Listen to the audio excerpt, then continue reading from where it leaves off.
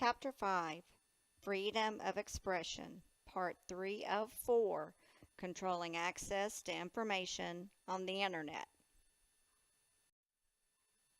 The learning outcomes include: identify problems and solutions regarding laws put in place to protect children when they are online, evaluate Internet censorship around the world, describe some of the goals of laws that are related to strategic partnership against public participation, and evaluate the limits of anonymity online.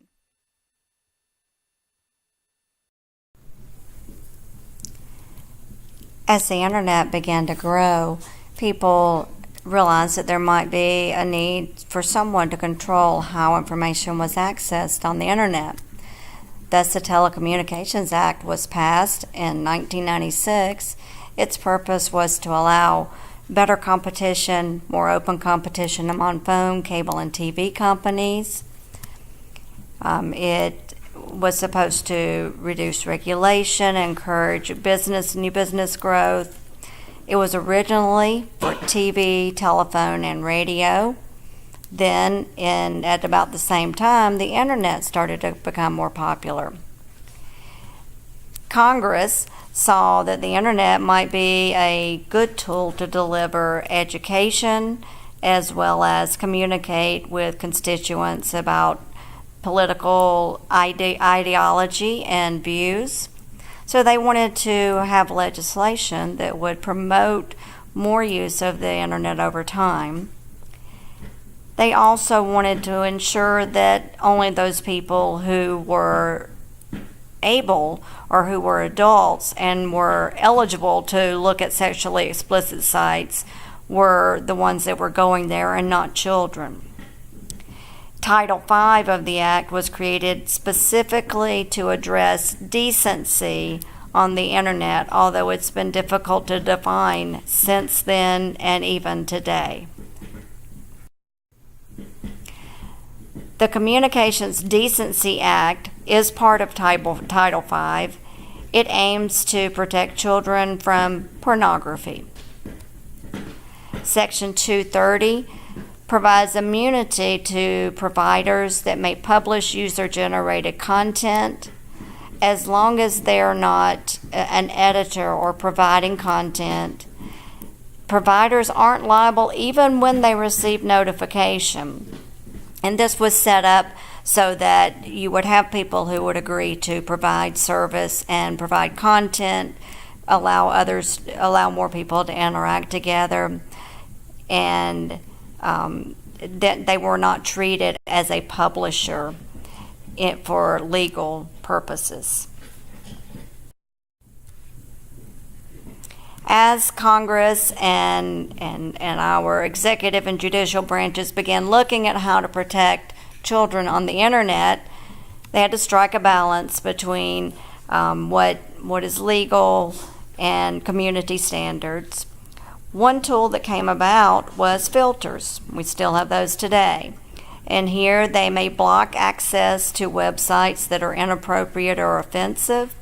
Filters may obviously mean different things for a home network with small children as opposed to a K through 12 educational institution or a college or community college or technical college campus. But they try to block what people should not be looking at within the context of that organization. The Child Online Protection Act, it did provide penalties or punishment for exposing minors to harmful content on the web. However, like many of the acts that were passed to protect children, the Supreme Court ruled that COPA, Child Online Protection Act, to be unconstitutional. The Children's Internet Protection Act is more recently passed. It requires schools and libraries that receive federal funding to block access to obscene material, pornography, and anything harmful to minors.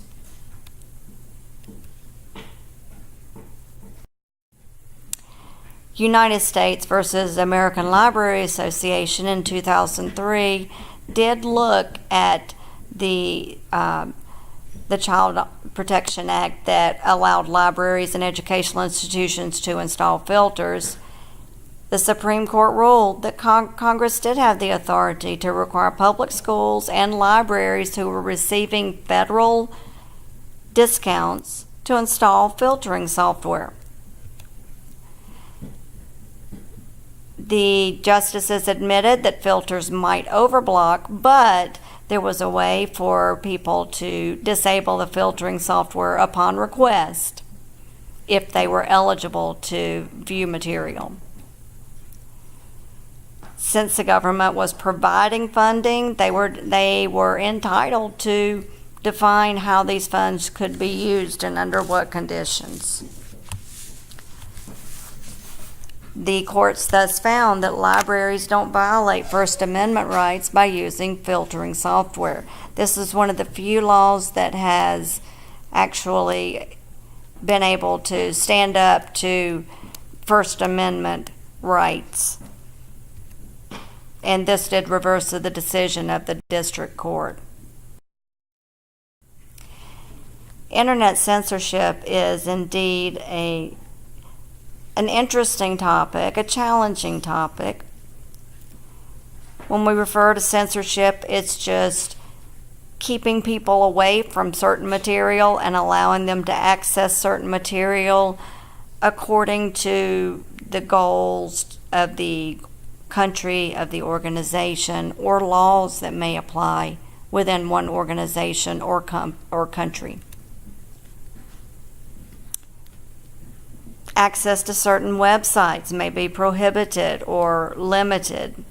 Access to content that might be inappropriate, however that's defined, may be limited. Not allowing people to search for certain keywords might be one way that government will control the internet. Tracking the internet activities of people, something that most every country has to some extent done in the past. And in some countries, including the U.S., you could be jailed or certainly come under suspicion for your internet activities. Of course, some countries have different laws, different rules, different customs, different cultural considerations, and what might jail you in one country may be considered free speech in another. If you look at this map, you can see the websites that are visited by different countries. Many of these countries, you'll see a burgundy-ish color, including the U.S. In those cases, it means that Google is the top site visited. Oftentimes, if we're Western-looking or U.S. focused, we forget that there may be others who use different software.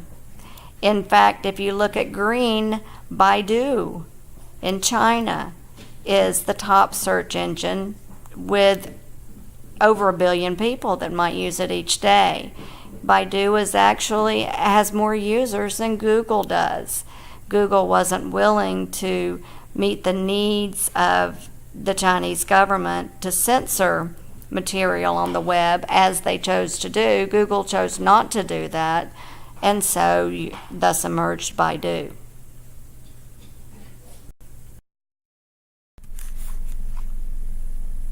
Let's now talk about another freedom of speech issue and his strategic lawsuit against public participation, or SLAPP.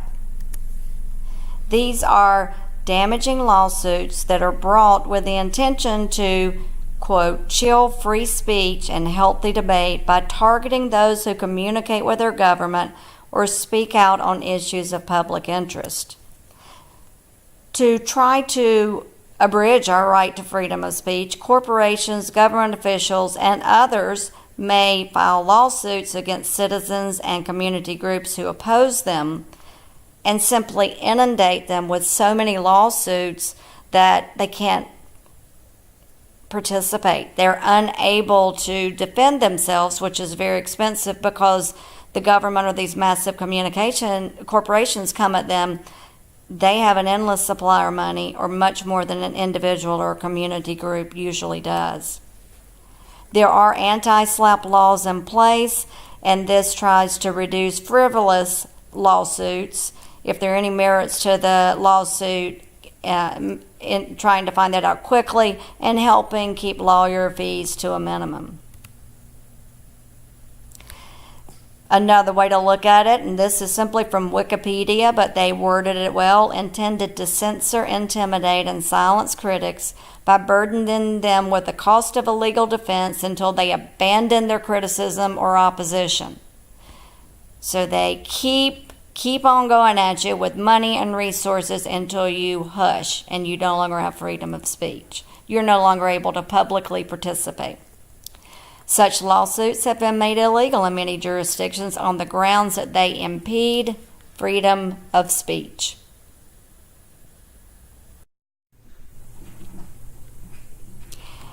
You may want to be anonymous on the internet. You may not want everyone to know what you're searching for, what you're doing, what your purchases may be, how much money you have in the bank, what sort of loans you have through your bank, what sort of credit cards you have available, what balances you carry, where you live, what taxes you pay, how many children you have.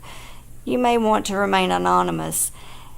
It's getting harder and harder to do that, but there are ways you can try to. You can have an ID that doesn't indicate who you are, gives no indication who you are. And then you're able to freely express yourself without feeling that you're going to be, that something will be done against you. You're also freer to say things that you might not would say were you not anonymous. Doxing, which we'll look at in just a minute or two, is where people go out and gather information that's perfectly legal.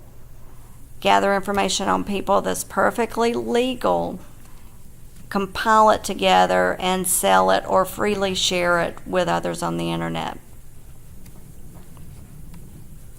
There are ways you can protect your email and have it encrypted on both ends.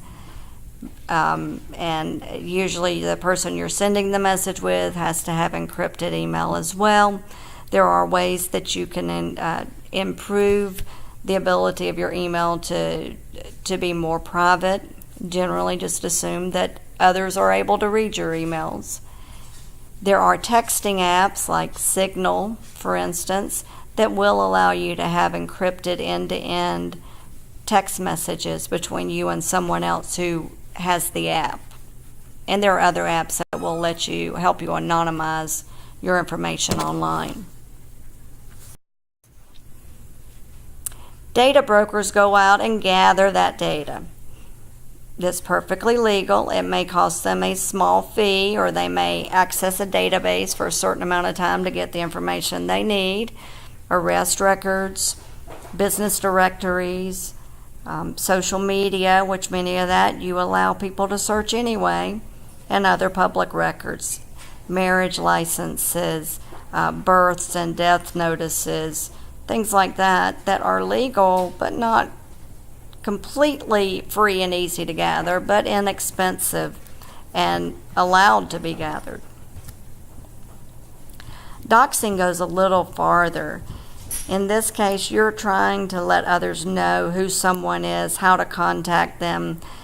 This has been done with political campaigns where a candidate will give an opponent's personal cell phone number, for instance.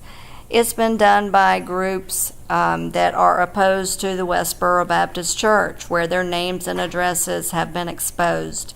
It's been done by PlayStation Network users who are part of these social activists online, like WikiLeaks and Anonymous, and they didn't want their buddies, their hacker buddies, to shut down PlayStation Network over the holiday break. So they published names, addresses, and phone numbers of 9 or 10 of the people organizing a hack, and almost all of them were wanted by the federal government, and the feds showed up on their doorstep and arrested them. Unfortunately for those who had outed their former buddies, there were others who stepped in and still made the network go down. Here you can have many personal details exposed. They may ask you to pay a certain amount to keep that data from being released, as the Ashley Madison case did. And to its credit, Ashley Madison did not pay the ransom, and the people saying they were going to release the names if they weren't paid did indeed release the names.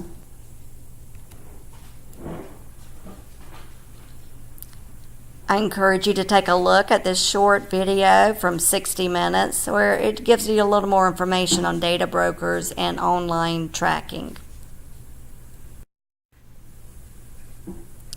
Sometimes organizations know that someone's doing something to them that's inappropriate, illegal, but they don't know who it is. In those cases, they may be eligible to bring forward a John Doe lawsuit. Here, the organization or the person or the entity brings forward a case against a defendant who they don't know right now.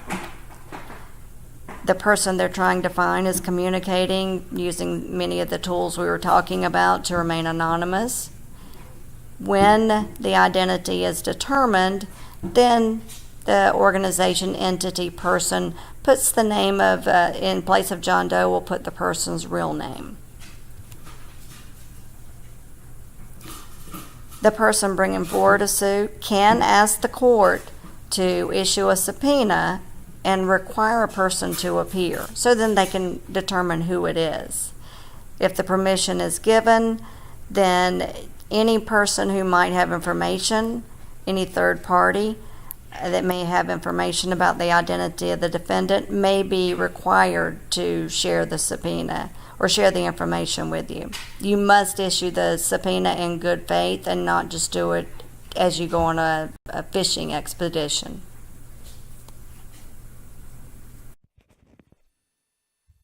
To summarize, it is exceedingly difficult to protect vulnerable groups online, like children, without infringing on the rights that adults have under the First Amendment.